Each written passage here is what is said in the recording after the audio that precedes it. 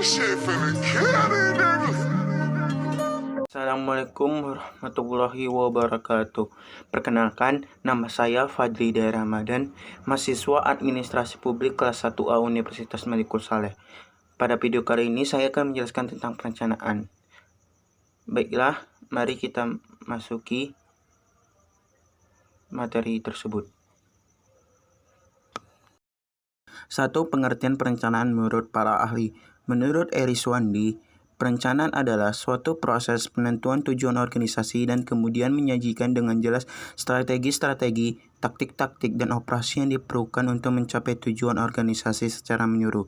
Lalu menurut Jacqueline Arader, perencanaan adalah suatu proses menentukan apa yang ingin dicapai di masa yang akan datang, serta menetapkan tahapan-tahapan yang dibutuhkan untuk mencapainya. Yang kedua, ada tujuan perencanaan. Tujuan perencanaan adalah sebagai berikut. 1. Perencanaan adalah cara untuk mengantisipasi dan melakukan perubahan. Yang kedua, perencanaan mengarah kepada administrator maupun non-administrator. Yang ketiga, perencanaan bisa menghindari atau paling tidak memperkecil pemborosan dan tumpang tindih pelaksanaan kegiatan. Yang keempat, perencanaan menetapkan standar yang akan dipakai untuk mempermudah pengawasan. 3. Manfaat perencanaan. Adapun manfaat perencanaan sebagai berikut. 1. Hasil perencanaan menjadi pedoman dan acuan dasar dalam melaksanakan kegiatan. Yang kedua, memudahkan pengawasan terhadap kegiatan sesuai dengan yang telah direncanakan atau tidak. Yang ketiga, meminimalisir kesalahan yang mungkin akan terjadi. Yang keempat, pelaksanaan tugas lebih terorganisir, efektif, dan efisien. Yang kelima, penyimpangan yang berpotensi muncul bisa diantisipasi sedini mungkin. Yang keenam, ancaman dan hambatan yang mungkin akan terjadi bisa diprediksi dan diatasi dengan awal. Keempat, ada tahapan-tahapan perencanaan. Semua kegiatan perencanaan pada dasarnya melalui 4 tahap, yaitu tahap pertama menetapkan tujuan atau serangkaian tujuan perencanaan. Yang kedua, merumuskan kegiatan saat ini. Tahap ketiga, mengidentifikasi segala kemudahan dan hambatan yang dapat terjadi. Yang keempat, mengembangkan rencana ataupun rangkaian kegiatan untuk mencapai tujuan.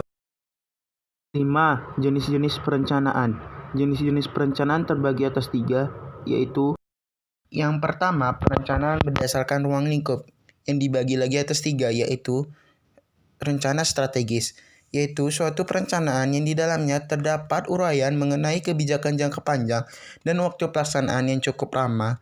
Pada umumnya, untuk jenis perencanaan ini sangat sulit untuk diubah.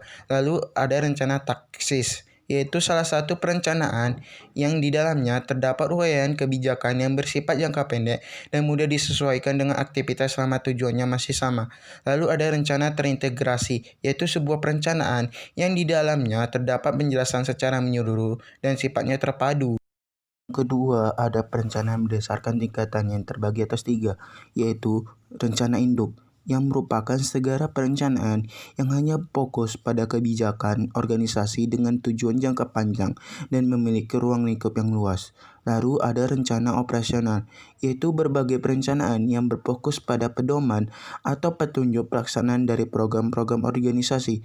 Lalu ada rencana harian, yaitu sebagai perencanaan yang di dalamnya terdapat aktivitas harian yang sifatnya rutin. Yang terakhir ada rencana berdasarkan jangka waktu, yang terbagi atas 3, yaitu rencana jangka panjang yang merupakan sebuah perencanaan yang dibuat untuk dalam jangka panjang sekitar 10-25 tahun. Lalu ada rencana jangka menengah, yaitu sebuah perencanaan yang dibuat untuk jangka waktu 5-7 tahun. Lalu ada rencana jangka pendek yang merupakan sebuah perencanaan yang dibuat hanya berlaku kurang lebih selama 1 tahun. Lalu yang keenam, yaitu perencanaan harus bisa menjawab pertanyaan 5W plus 1H, yaitu what. Perencanaan yang bagus harus bisa menjelaskan tentang apa tujuan yang ingin dicapai oleh perusahaan. Lalu ada why. Mengapa perusahaan memutuskan tujuan tersebut? Mengapa bukan tujuan yang lain? Lalu ada where, yaitu berhubungan di mana sebuah proyek atau tujuan perusahaan akan dilakukan. Lalu ada when, yaitu kapan tujuan yang ditetapkan akan dilaksanakan atau dilakukan. Lalu ada who, yaitu berkaitan dengan anggota yang akan menjalankan semua hal-hal yang telah disusun di atas atau yang telah direncanakan. Lalu ada how, yaitu berkaitan dengan bagaimana cara tujuan itu diupayakan atau bagaimana sebuah kegiatan akan dijalankan. Semua pertanyaan tersebut harus bisa dijawab dalam melakukan perencanaan.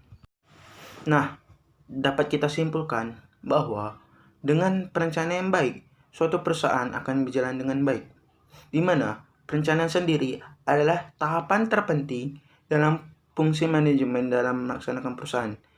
Tanpa adanya perencanaan, maka fungsi manajemen yang lainnya seperti pelaksanaan, pengontrolan, dan pengawasan tidak akan berjalan dengan baik.